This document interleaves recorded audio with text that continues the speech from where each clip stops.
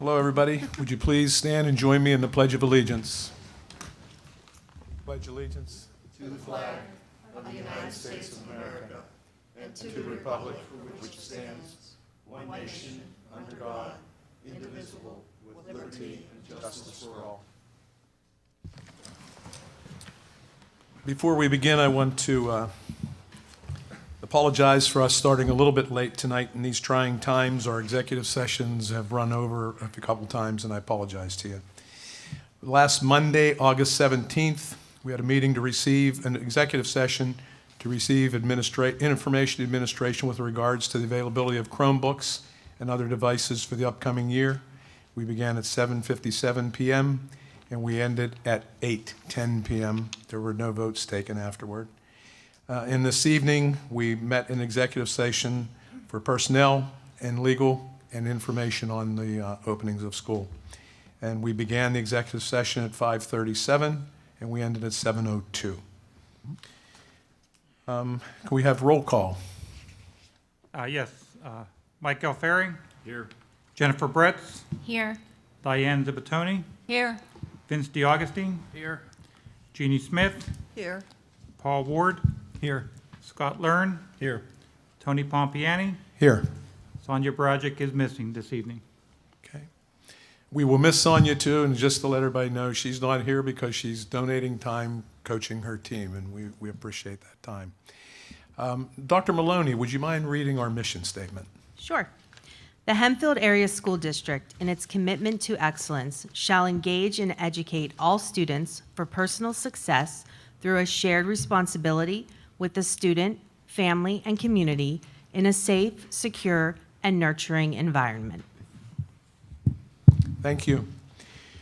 Just before we move into the superintendent's report, I just want to let everybody know that might be listening. We're going to have some open discussion tonight, and it's going to be good discussion. It's going to be informative discussion, and I just want to let you know that ahead of time because we have some information we want to discuss with the public, and we'll discuss it in here. So we'll move on to the superintendent's report. Dr. Walicki. Thank you, Dr. Bompiani. So this evening we have our updated athletic health and safety report. This report has been brought forward in the past with phases 1, 2, and 3.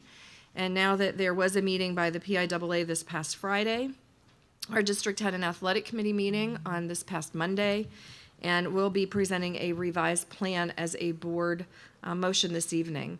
We would like to provide our community with an update. We know there's much interest in regards to athletics and the continuation. So with that, I'm going to turn it over to our athletic director, Mr. Brandon Rapp. Thank you, Dr. Walicki. We'll provide a brief update on Phase 4 and the proposal that it will be in front of you for approval. So again, as Dr. Walicki mentioned, the PIAA did vote on Friday, had a meeting, and approved the continuance of fall athletics.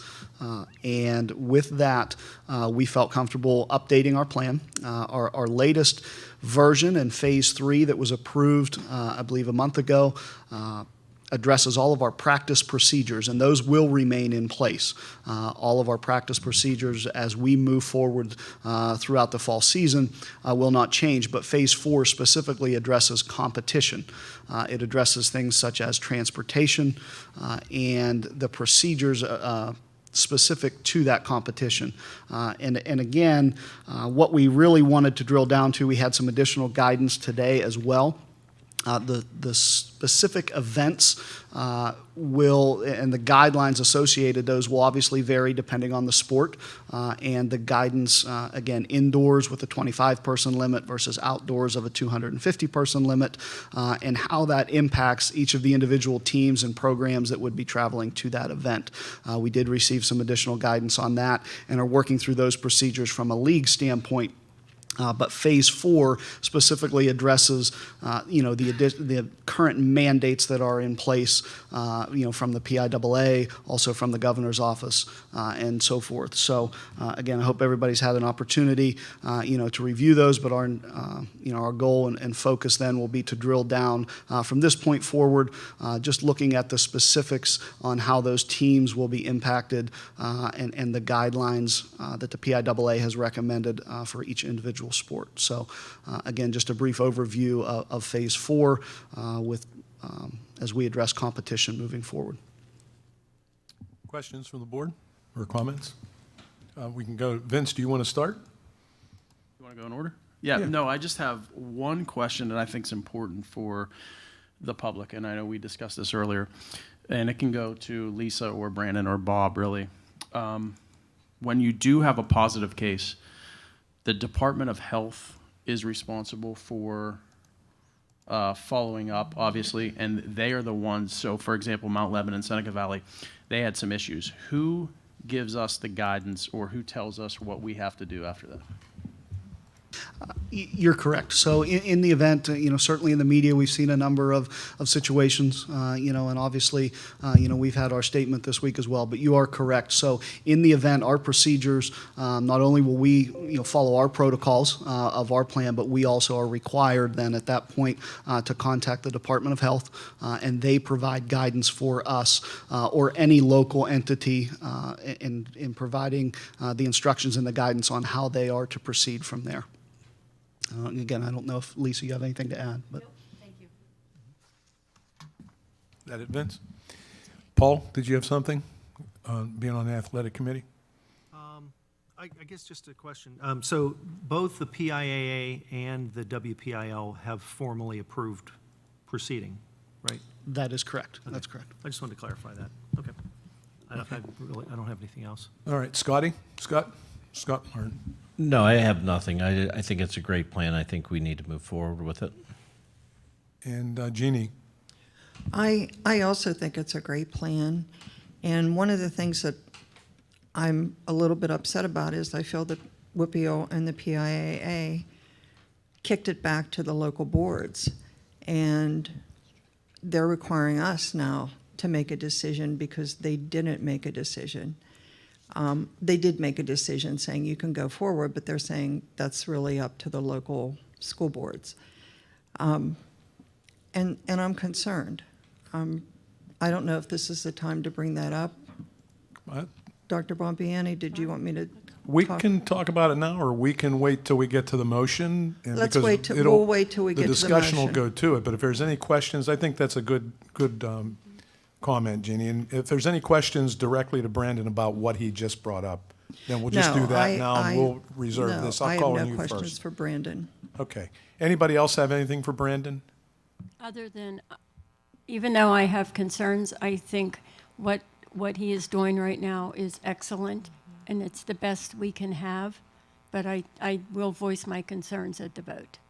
Yeah, I think we're all really happy you're here, Brandon. You're doing a really nice Appreciate that. job. Appreciate that. But then with Dr. Walicki, she's going to demand it, or you're going to get something thrown at you, probably. I totally agree. He's doing a wonderful job. Oh, I Great thought you were addition. going to agree you were going to throw something at me. It's too far away.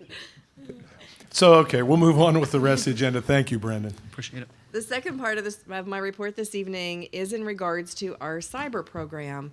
I want to share our team has been very busy for the last 3-4 months getting ready for tomorrow. Tomorrow is our opening day, and we are very much looking forward to welcoming our students back to school. These final days of preparations have been extremely busy, just in that we do have many families who are opting to choose our cyber program. We are thrilled that families are choosing our cyber program. We feel it will be a very good program, excellent quality, and certainly better than any program that can be offered outside of Hempfield Area School District. And sharing that, I've asked Dr. Connor to provide an update. He has been very much involved in helping to pull the program together. I know there have been several events this week in those preparations, so with that, I will turn it over to him to share that information. Dr. Connor? Thank you, Dr. Walicki. So yes, I did put a brief presentation together, and this is the fourth update as we've gone through this summer. And as Dr. Walicki mentioned, we have had a huge influx of enrollment. As of recently, we had 6 today even to start tomorrow. So we are working at it. We're getting them into programs, and I have to tip my hat to the teaching staff, to the building principals, and Mrs. Pollock, who is our champion of our cyber program at the elementary level to help us get ready to this point. As of today, we have 456 students enrolled. That's being pulled from all across our elementary schools. And if you look at our normal enrollment average, That is larger than both Maxwell and West Point. So it is a large turnout. As Dr. Willicke mentioned, we're very happy that we can offer this to our families, but at the same time, it is quite an undertaking, and I'm excited about it. If we look across the next slide, you'll see that the breakdown per grade level of students that we have enrolled, kindergarten, first through fifth, and we saw some large numbers spike this past week, and we did do some scrambling to hire some teachers to get into those spots so we could level out some class sizes, and you'll see that in the personnel side of the agenda tonight. If you go to the next slide, you'll see our current staffing in each of those. We have 3 tops across the board. Third and fourth, we had to add a 4th teacher to both to help with that class size. And also, I indicate 3 specialists. That is 2 reading specialists and a special ed teacher to help support our students in this program. The next slide, what I did very quickly is I pulled numbers from this morning. These numbers probably changed as well, but just so you're aware, in grades 6 through 8, we have 159 students that opted for our HACA program, our cyber program. 30 in 6th, 7th, 62, and 8th, 67. Then as we move down through in high school, you'll see that again for 9 through 12, we have 180 students as of this morning. 43 in 9th grade, 62 in 10th, 41 in 11th, and 34 in 12th. I also indicated on the following slide, Ingenuity, which is our asynchronous program, only had 36 students sign up for this, but that is across 6 through 12. So I did want to make sure that we pointed that out. That, as you're fully aware, we have 2 programs that we offered to our secondary students, so our families had a choice. When we go to the next slide, very quickly, next steps, and I failed to mention the last 2 evenings we had elementary material distribution events at Fort Allen. So if you've got any complaints about traffic on Baltimore Pike, that was because of us, and I apologize. But I thought we did a nice job distributing to, as I mentioned, 450 some parents came through. We gave out as many supplies as we could. We still have some that we're trying to scramble and get their supplies to them to start school, but we'll get there.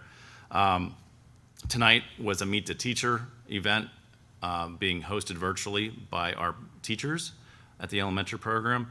Also at the secondary level, 6 through 12 student orientation was being hosted. Some of you may have seen Mr. Cullen sneak out of his classroom. That's what he was doing in there. He elected to come actually to school tonight to do that because he was worried that his children at home would interrupt him as he was providing that orientation. So we appreciated him giving up his time to help us with that. I also included here a link that was created by our Instructional Technology Committee. It is currently on our district website. You may not be able to open it up because it's not in PDF form, but it's on our school district website under parent resources, and it basically has several different links and resources that our teaching staff found from last spring, over the summer, what they felt needed to be provided to our families to help best support them as we move forward in remote learning. And that is not just for our cyber programs, but any part of our remote learning that may become a possibility this school year, especially at the secondary level with our AB model. So I just wanted to point that out, that that's there now for our families, and I want to tip my hat to those teachers that put this together. It's a very quality piece of documentation. And that concludes my portion, unless there's any questions. Before we get to questions directly to Dr. Connor, I wanted to ask Dr. Willicke to share some information I asked her for today on cyber school.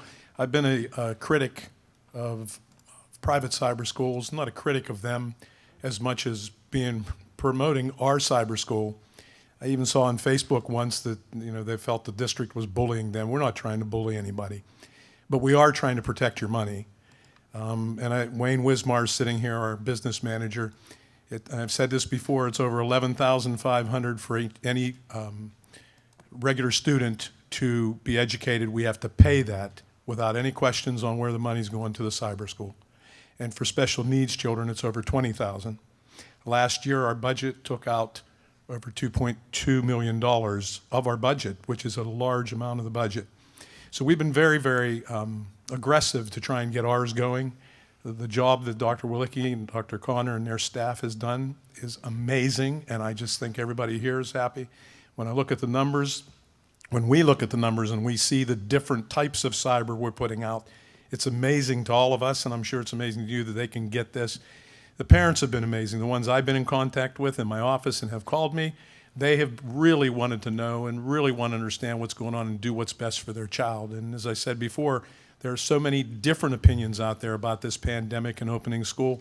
It's so nice that we have such a great staff and a board that'll support that staff to get something open that covers all of our children and safely. But one last item I wanted to ask Dr. Willicke to bring up, and she got this from the PSBA, was it? Or It's Department actually of- through COLA, which is our Westmoreland, it's our Committee on Legislative Action.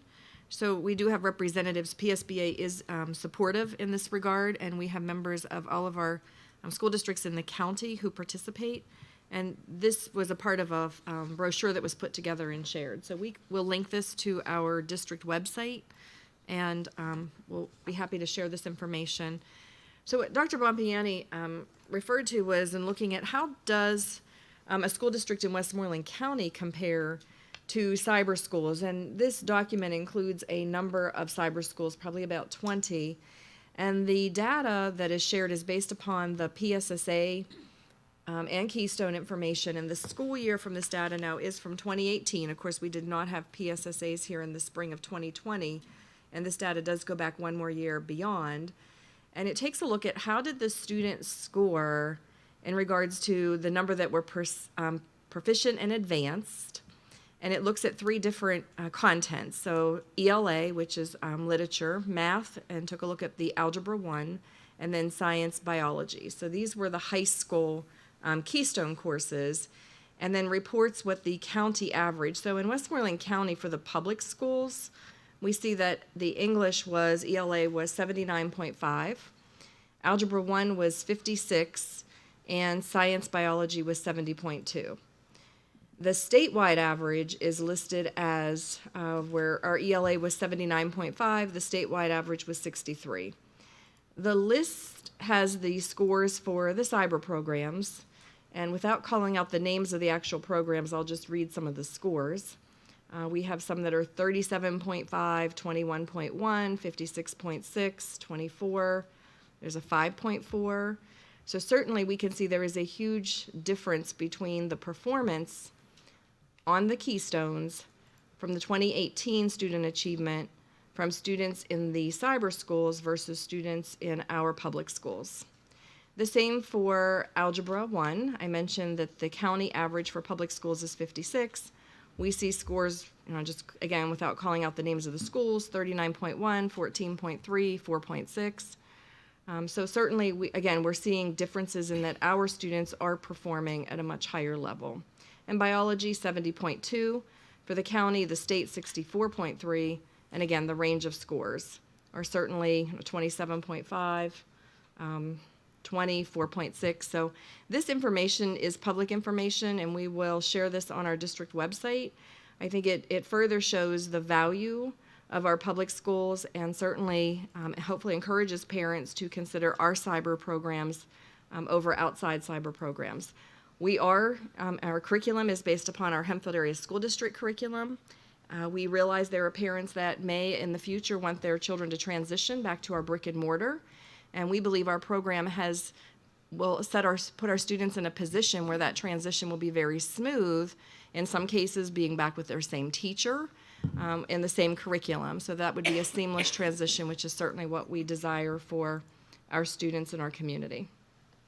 And what about if parents have already thought about cyber other than ours? If they wanted to switch and come to ours, are they able to do that? We would welcome them back with open arms, absolutely. We are still accepting students into our cyber program. Certainly with our staffing needs, we would ask parents to do that as soon as possible, and certainly with school starting tomorrow.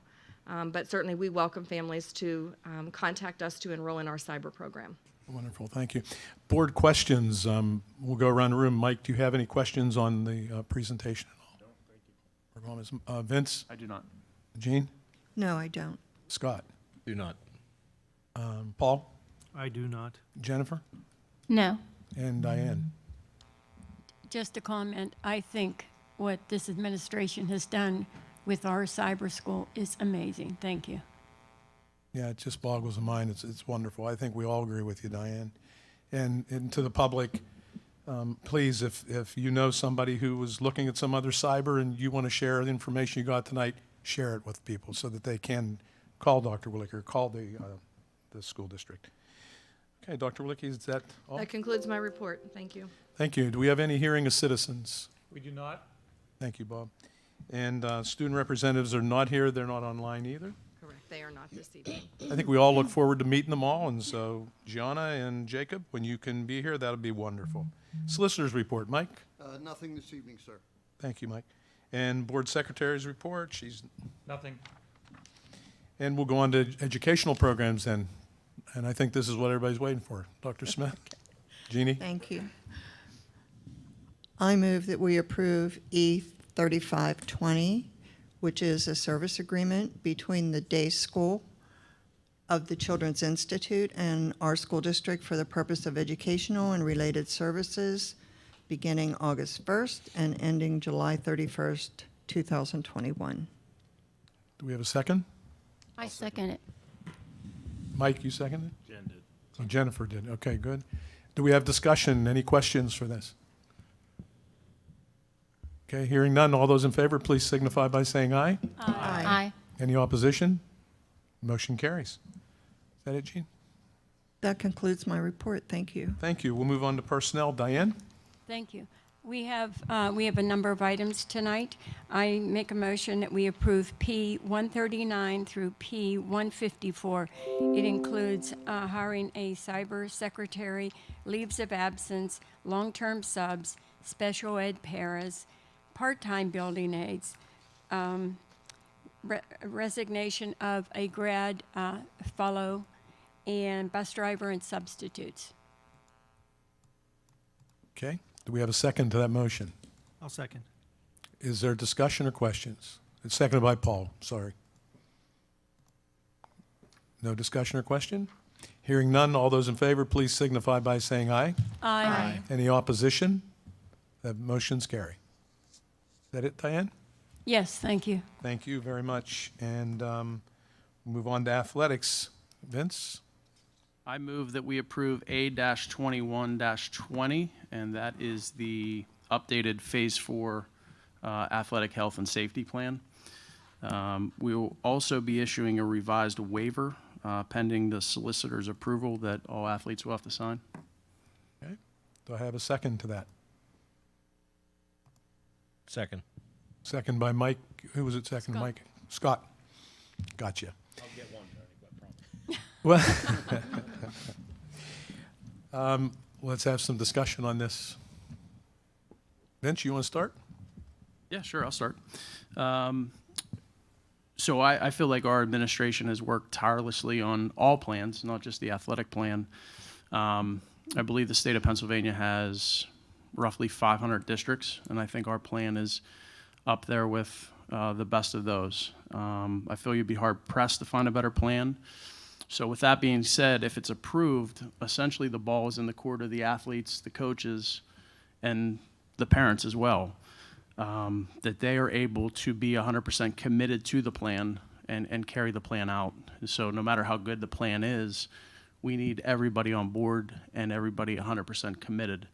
And I think that's important. I think that's important for fall sports to happen. And if we get that commitment, I think we'll be in good shape. So I will vote tonight to proceed with fall sports because I believe in the plan and I believe in the people that will implement it. Okay. Thanks, Vince. Paul, you're on the athletic committee too. Do you have a comment? Yeah, I guess just a couple of First of all, yeah, I agree with Vince. I mean, it's a very, very comprehensive plan. It's a very good plan, and I don't think you're going to find it's as good a plan as you can put together that the district can. And Brandon, kudos on that. It's a great plan. I understand there is concern with the board and by the board or some members especially.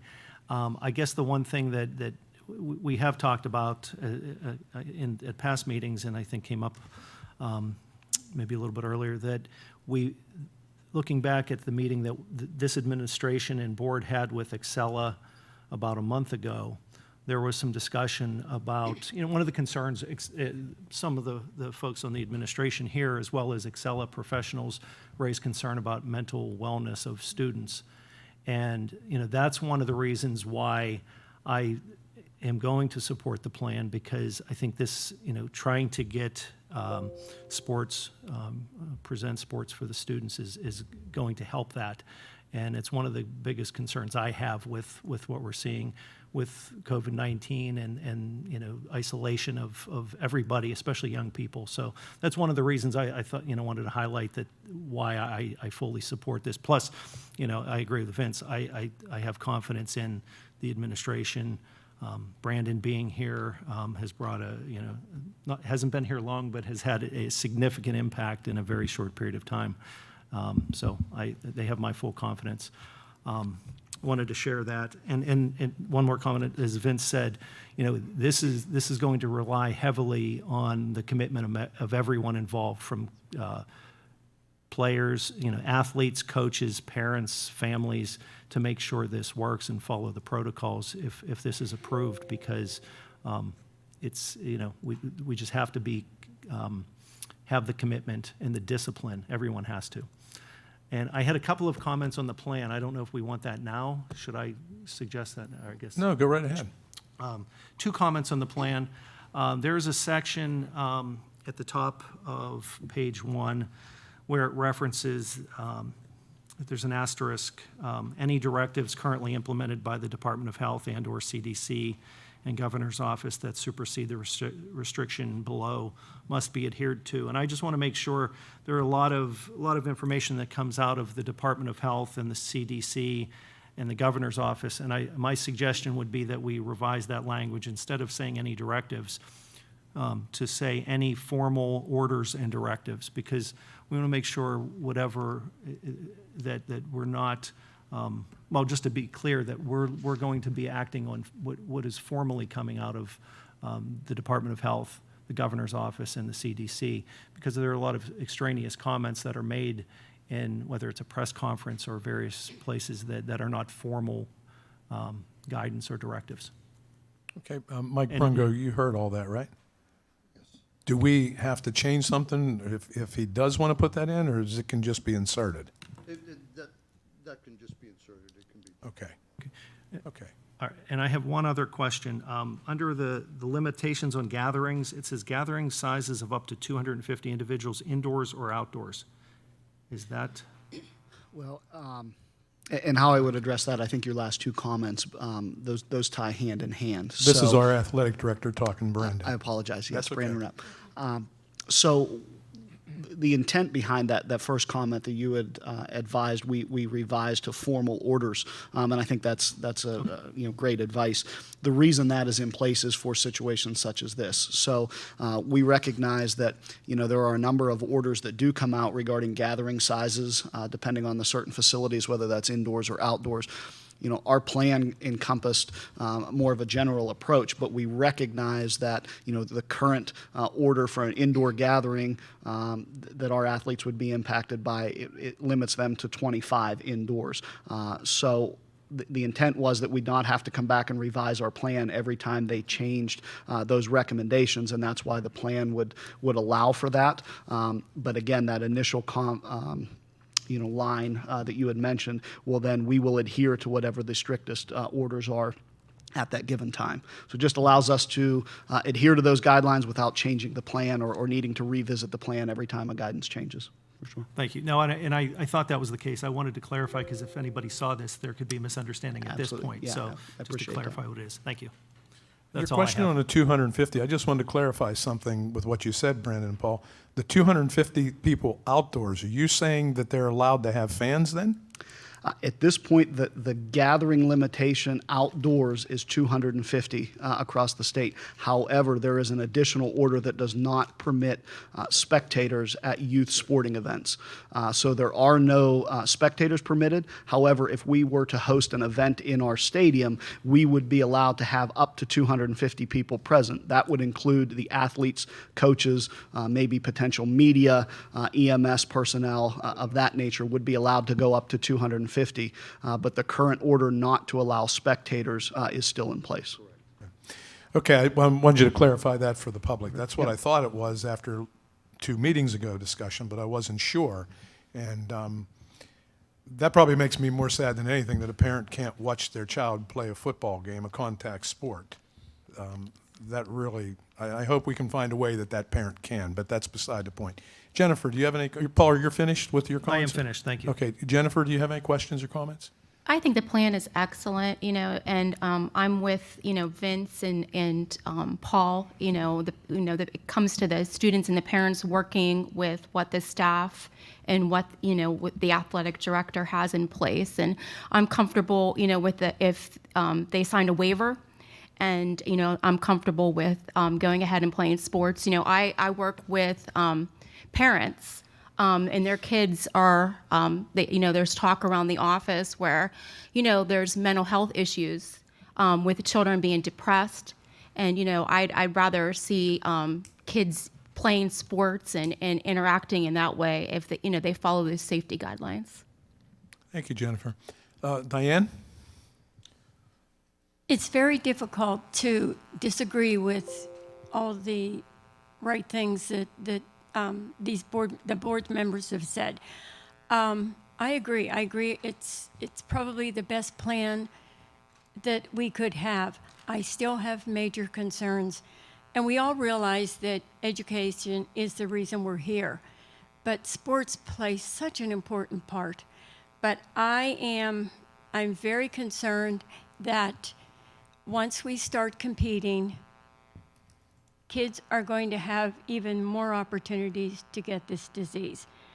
That scares me, and after listening to some of the liability concerns, I'm also concerned about the future of the school district. And what scares me more than that is that I don't want to be responsible for someone, a child, a parent, anyone getting this. That includes teachers, and I know that's a fine line, but I am not going to support this. But that's a very hard decision because I know how important this is to the kids.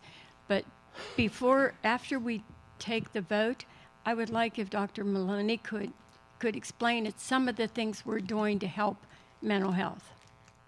That'd be Thank great. you. Okay, we'll finish up the discussion on this, and then we can get a couple comments, because I was going to ask her a question anyway on that. We'll go to Mike Alfieri. You're done, Diane? Oh, You're yeah. Okay. I'm done. Thank you, Dr. Rumpany. I'm going to agree to this plan out of confidence. And when I say that, I mean I have confidence in the plan. I have confidence in the implementation of the plan. And I also have confidence of the student athletes and the parents in our district. And, we can do everything on school property or during an event to, dot our I's and cross our T's and make sure that we're following the plan to a T. But it really is going to come down to the biggest help is, the parents and the student athletes at home. They say about certain things, if you see something, say something. Well, if you see something with your child, a fever or lethargy or anything, no one knows these kids better than the parents. And I'm confident that they, if you're not quite sure, just keep them home. Better safe than sorry. Mm-hmm. And, if we do have a football game and a couple days after the game, if that child is showing signs, there's no shame in keeping your child at home and making sure that you are, helping us to implement the plan and stay in compliance. Is that it, Mike? Yeah.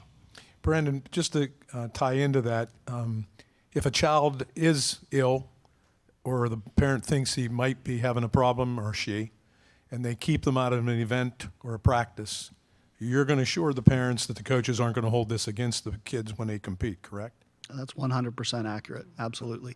And I think just to echo those comments, we're all in this effort together, and we recognize that, we're all going to help each other out in that aspect of it. So we recognize the risk with not adhering to that and the consequences that may occur from that, and everybody is in support of that, for sure.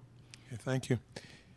And there will be confidential correspondence with the parents if the coaches recognize something, correct? Absolutely. Yes, that's accurate. Okay. Jeannie?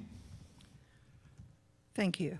I have to also commend administration, Brandon, all of the individuals in administration who have worked on this plan. I do think it's a caviar of a plan, and I doubt that there's any better plan across the state of Pennsylvania. And I trust all of them that they did the very best job that they can do. What I don't trust is the COVID-19. And I just can't, and I know how important sports is. I have supported sports and other activities because I know how important it is to keep the kids involved in positive things so that they don't make mistakes and get involved in really dangerous behaviors. But at this point, because of this type of illness, and because our governor has recommended strongly that we do not have sports until after January, I can't vote for us to go on. I could maybe vote for some of the less contact sports to move forward, but because they're all together, I'm not going to be able to vote. I would be devastated if I voted for something that would cause somebody to get this disease, pass this disease on to somebody else. And as Diane said, I trust our parents to really be careful and take all the precautions and work with us on this. But we can't control all of the factors that go into the kids coming in from the other districts and what goes on with them. So it really pains me not to be able. I want things to be normal. The kids want things to be normal, but things aren't normal. So I am not going to be able to support moving forward with sports. And thank you for allowing me to speak. Oh, anytime. Scott, Dr. Learn. Yeah, I'd like to echo everyone else's comments regarding the plan and how much hard work has gone in for the administration and Brandon and all those involved. I think it's a great plan. I think like I said, I won't reiterate, but I will stress that we are all in this together, and we've got to work as a team. It's uncertain times, and there's going to be uncertain situations. So, if anyone is not sure of what to do in a certain situation, please ask. That's all they need to do is call and ask, and we'll get the right answers. But just please be smart. Realize that everyone's relying on everybody else, and there's going to be situations. We just need not panic, and we need to follow the plan. Thank you. Okay, we're going to come back to more comments from everybody, but I did want to make just a couple quick comments. I don't know if the rest of you get the feeling like you don't see people out there, but you think there's a lot of people you're speaking to, and I sure hope there are a lot that hear us and understand what's going on in each board member's mind. I've been around a long time, been on this board off and on for a long time, and many other boards. Ever since COVID started, in fact, ever since we started as a board in December, we've agreed on most everything. We've had votes where we talked it out, we worked it out, and we agreed. We moved on. This is going to be one of the rare votes since this pandemic started and all the great work has started where we're going to have differing votes. And it's easy if you're sitting outside and you have a child, it's easy to look and condemn the ones that are voting against this and saying they didn't vote for my child to play sports. And it's also easy if you're a person that is concerned a great deal about this disease to say, they put sports on, now they've put a problem for me. But I want you all to understand, we all respect each other's opinion here. and everybody that made these opinions, no one's arguing back and forth. No one's trying to convince the other person to vote for this. This has to be a personal decision for what they have, the information they have. And Brandon Rapp, I'm going to say a couple things. Anybody else here, stop me, correct me if I'm wrong. The governor, when he first came out, was at an end of a press conference when he was asked about sports continuing. He said, and I think it was actually the doctor, the Secretary of Health, she had passed it on to the governor. And at the end of it, he said no. In his mind, he thought sports shouldn't go start until January. But he didn't make it a directive. He didn't make it a rule to do it or state it was necessary to do. He was leaving it up to the PIAA and the WPIL. So we put out a letter, which everybody endorsed, and we said, at least I think everybody endorsed it, and we said we want sports and we're going to go with sports, and we pushed PIAA and the WPIL. And thank God PIAA and WPIL agreed with us, and they are going to let us have sports. But there's just one thing, and I'm going to try and explain a little bit how I feel, but if you read the Tribune Review in a sports section, there's an old article you can pick up written by Tim Benz, which talks about the nebulousness of all of these directives, or whether it's a directive, whether it's just a suggestion or whatever, and passing it down or kicking the can down the road, like I heard someone say, I don't remember if it was now or when we were discussing these things before, but that's basically what the PIA and WPIL did too, and it opens up a whole situation for school boards. Now it's on our shoulders. We want to have these sports. There's no question. We want to have our parents at these sports. There's no question. However, we find out the WPIL and PIA says it's up to the school districts, but we're not going to be held liable. You'll be held liable. Am I right or wrong, Brandon? That would be accurate. Yeah. That's a real gutsy move. I'm glad they did it. I'm glad they let us have it, but that's a real gutsy move they made. Just pass it right on to us. Now you can understand the discussion we've had here, and especially the two comments. This is a terrible situation to be put in, and especially when our insurance company says there's no coverage. This is an act of God. Now, I'm not suggesting the pandemic's the same as the flu, but I am suggesting it's a communicable disease like the flu. And the flu does cause problems for children, and many people, when we met with Excella, they said the flu actually is more dangerous in many ways. They both can cause long-term problems. My point is, you can be sued at any time. We can't always look over our shoulder for that. But what a couple of the board members made comments on the suits is so important. We all are in this together. We need you to keep your kids home if they are sick. We need you not to push the button.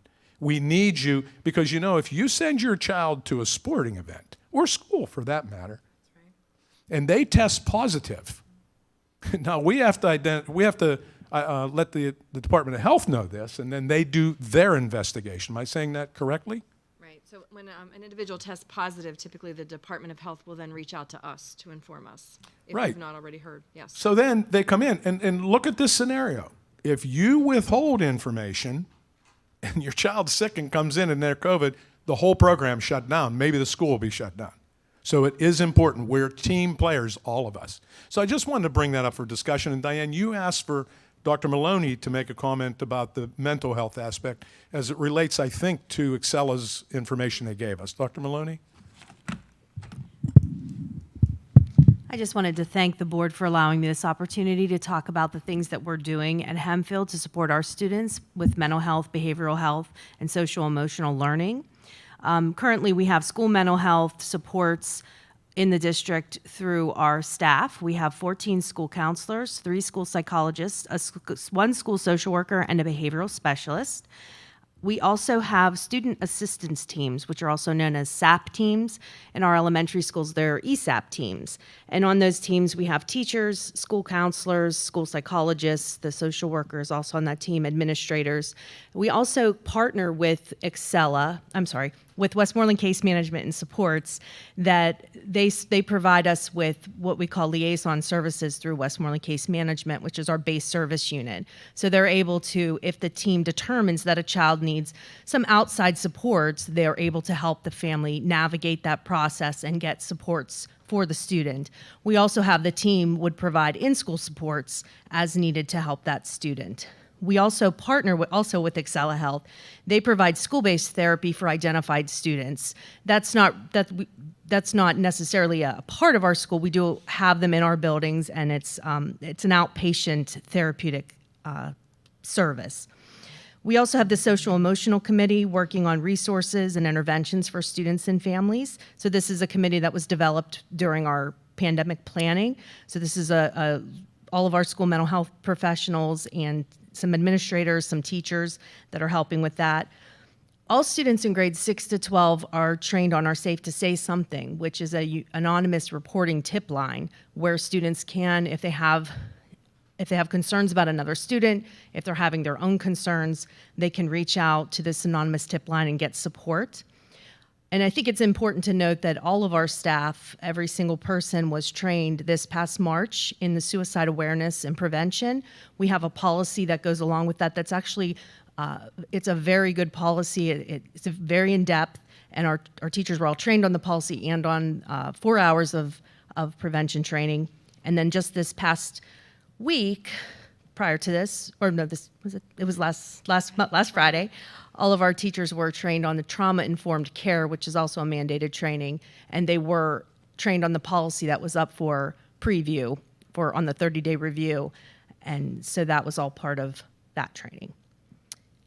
And I guess I just also wanted to mention, if we have students in the virtual learning environment through HACA or Edgenuity, those students are still able to access all of these services. So I think that's important for families to know. If you have a child in one of those environments and you are concerned, my recommendation would be to reach out to your homeschool counselor, whoever that is, and that they will be able to navigate you through the different levels of service that we have, get you signed up for the student assistance program, and then get some help if needed.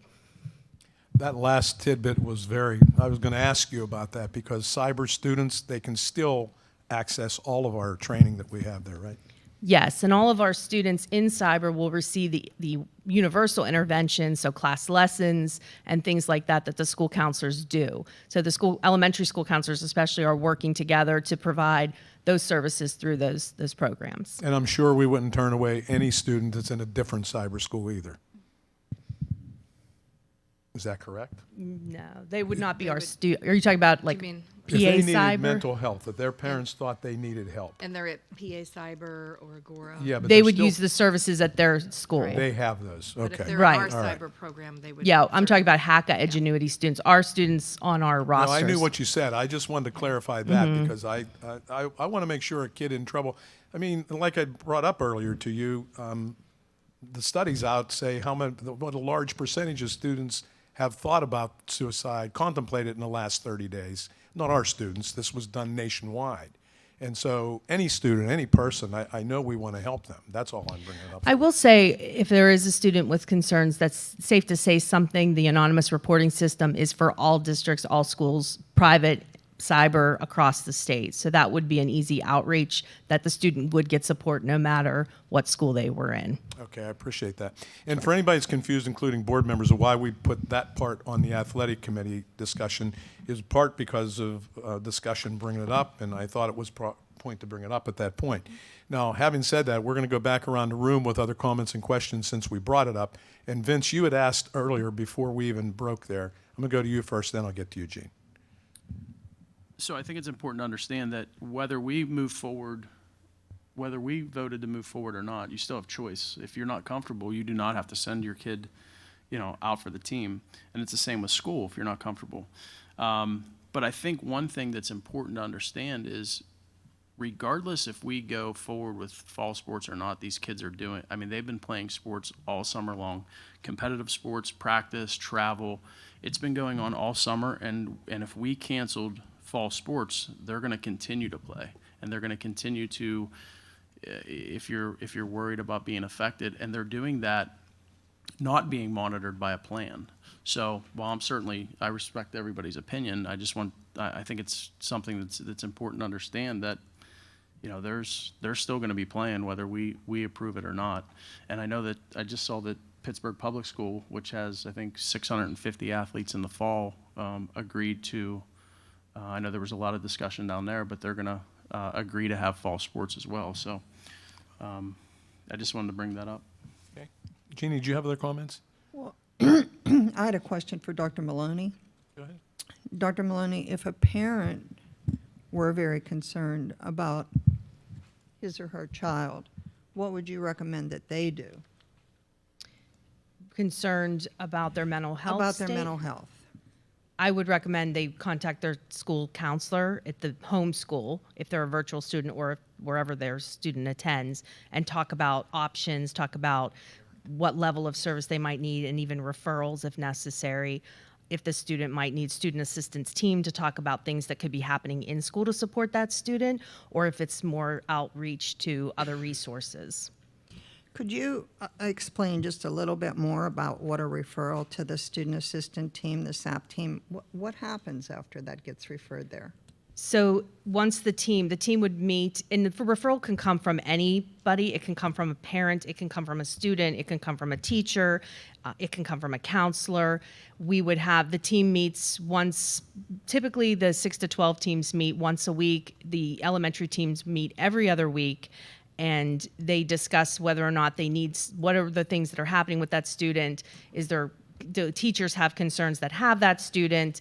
Do we need supports within the building? And then we can make a recommendation for the WICSE liaison to do an assessment. And if that's the case, then that recommendation would then be more outreach to outside resources. So the WICSE case manager would come, they would meet with the family, perhaps meet with the child depending on the age of the student, and determine what level of service. I also forgot to mention that I think it's important to say that we also have drug and alcohol support and intervention at our through SPHS and outside in. So we have assessment through SPHS, and then we do provide drug and alcohol counseling through outside in.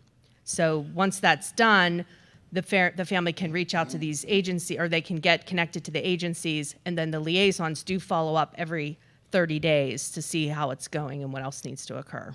So if a student is referred to the SAP team and the SAP team decides that some action is required, the parents are always involved, aren't they? Yes. Yeah, And the parents They are. get the final say. Yes, the parent always has a final say, especially with the outside resources. If things are happening in the school building, of course, we would want to partner with the parents, make sure that they're on board with any interventions, or if it's a small group or a meeting with the counselor or something, we would want the parent to be on board with that.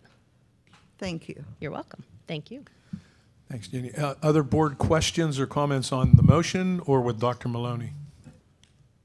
Anybody? Okay. Hearing none, Mr. Secretary, would you take a roll call vote? Absolutely. Mike Alfieri? Yes. Jennifer Bretz? Yes. Diane Zibatoni? No. Vince DiAugustine? Yes. Jeannie Smith? No. Paul Ward? Yes. Scott Learn? Yes. Tony Pompiani? Yes. Motion carries 6-2. Thank you. Anything else under athletics, Vince? I have nothing. Brandon, nothing else? Just one clarification too. Earlier, I had mentioned that we received additional league guidelines, and that tied in a little bit to that 250 outdoor limit and 25-person indoor limit. So just wanted to clarify what we're working through with the leagues there are how different events will function and who will attend those specific events as far as number of athletes, coaches, officials.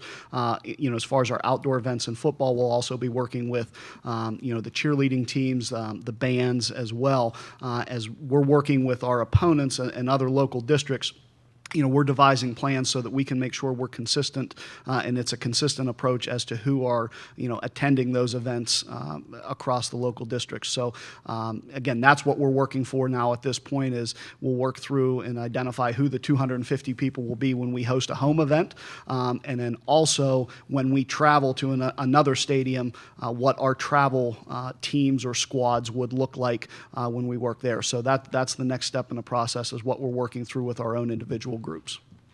Okay, thanks, Brandon. I had just a further question. I know there's a bill coming out, and somebody can correct me if they understand it better than I do, but I believe Mike Reese, one of our legislators, is proposing it's supposed to come up for consideration in September to allow school districts to set their own individual plans on what they're doing. And I think it means like allowing parents to come to games and things like that, but I'm not sure of that, Brandon. Are you aware of anything with that?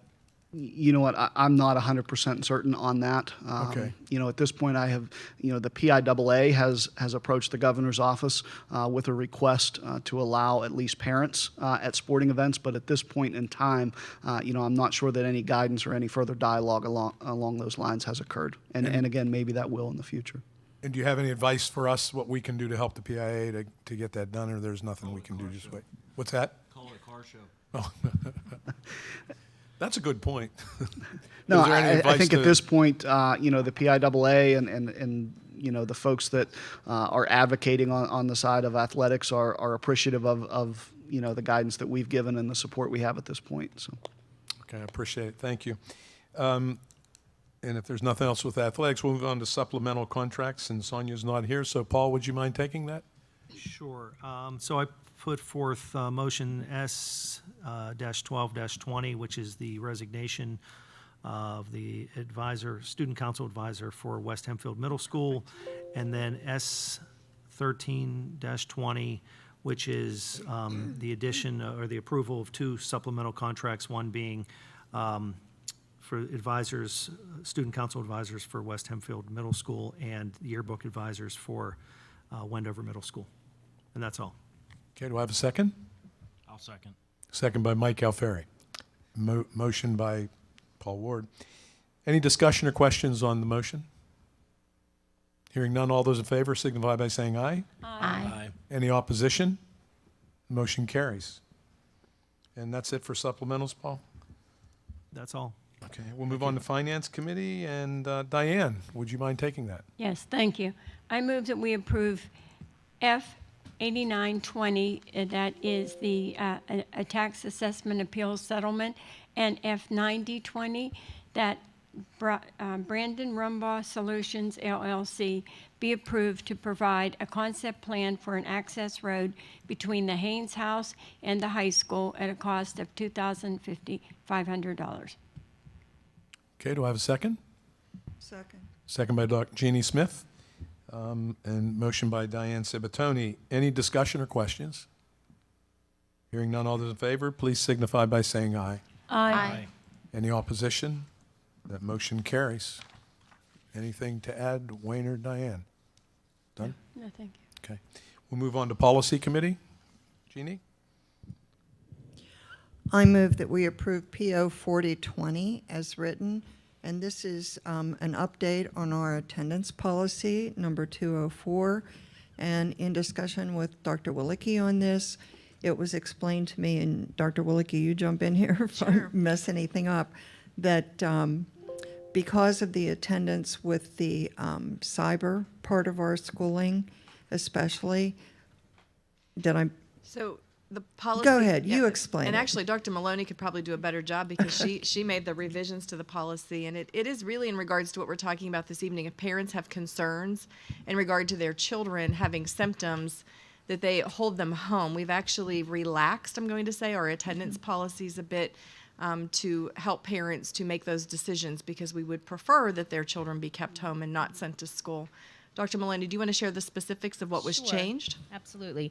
So our previous policy had students at 10 days excused absence from a parent, where the parent indicated whether or not the child was ill, whether they did not have to at that point have been seen by a physician. The parent, after those 10 days, on the 11th day, then we need a required medical according to our previous policy. So due to the fact that we really do want students to stay home if they're symptomatic, and we also may be sending students home with symptoms that, because of the symptom screening checklist that we were given, may increase the number of absences to the school. So as long as it's not an extended period of time, a student now at this point could miss 15 days, and then on that 16th day, we would require the medical excuse. And if it's an extended period of time, so if a child is missing extended for 5 days, we would require a medical excuse. That's consecutive. I will just note this is not the same thing as a quarantine. A child who is quarantined would participate.